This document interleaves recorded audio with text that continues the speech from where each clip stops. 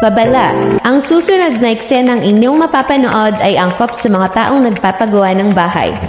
Ang patnubay ng magulang ay hindi kailangan. Bakit nga ba mas magandang mamili sa Wilcon?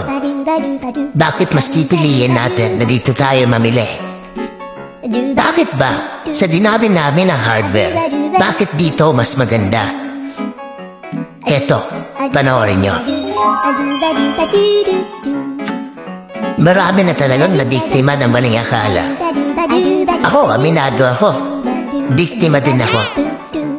Alam nyo ba, sa buong akala ko, na itong tindahan na to hindi ko afford. Branded kasi. Akala ko na hindi ko kayang mabili rito. Medyo alanganin lang ako. Kasi hindi naman ako ganon ka laki yung kinikita.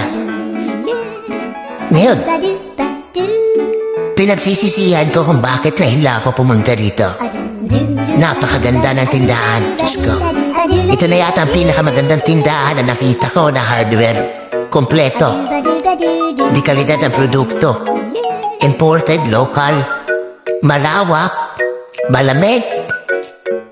At nandyan pa yung mga staff nila. Andyan yung mga staff na handang tumulong sa inyo pag pumunta kayo rito. Approachable sila.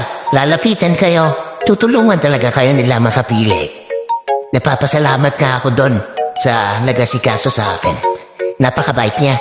Kahit hindi ako pa bumili, namili pa lang ako Pero babalik at babalik ako rito, sigurado yon. Diyos ko, saan ka ba nakakita ng kompleto Ricardo's na paninda? Nandyan lahat. Nandyan yung tiles, nandyan yung sanitary wares, nandyan yung houseware, nandyan yung plywoods, boards,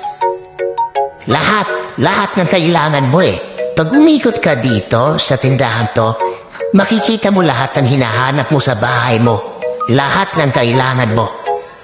Magsasawa ka na lang talaga Talagang magsasawa ka na lang. Maniwala ka.